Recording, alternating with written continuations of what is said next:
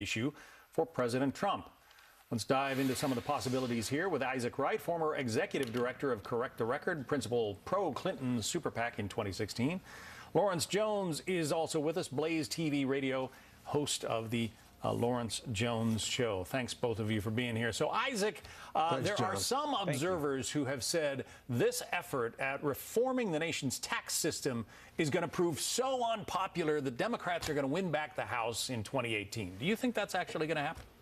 Well, we have to see. We're going to see the plan on November 1st, supposedly. We've seen the analysis, the bipartisan analysis of it so far that says initially it's going to send 50% of the benefit of the tax cuts to the top 1%, and over 10 years it's going to shift that to 80% of the benefit of the tax cuts to the top 1%.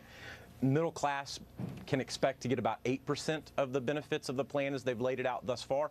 We'll see if indeed that's what the bill says, and we're going to make some decisions as a country about our character and about where our priorities are. We're throwing $500 billion worth of seniors off Medicare health care to pay for this tax cut for the wealthy. We're throwing $1 trillion worth of health care through Medicaid for the orphan, the widow, the sick, the poor. All right.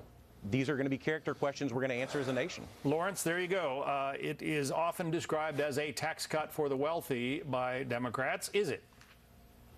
No, and those were excellent talking points to scare Americans. But the reality of it is, if Democrats were honest, they would say this is tax cuts for everybody. And that's exactly what this plan does. Not only that, with decreasing the corporate tax rate, that's going to be beneficial to small businesses as well as job creators. And we need more people employed, especially after Obamacare crushed a lot of businesses. And so this is a way to put our people back to work. This is a way for Americans to keep more of their money.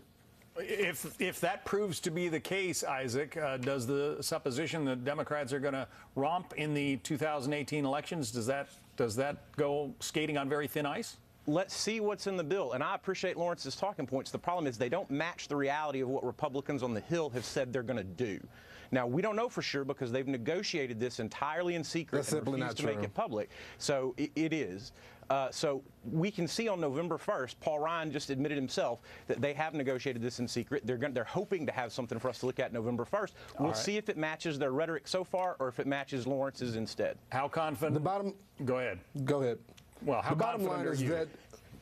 Oh, I'm not confident at all that it's going to get passed. I want it to get passed, but if we continue to have senators like Corker and Flake that are in the Senate that want to object to everything that the president is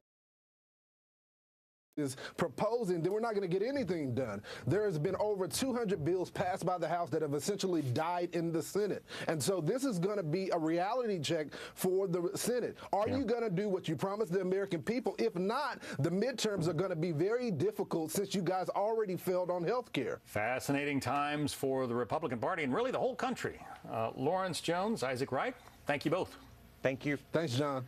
The nuclear showdown with North Korea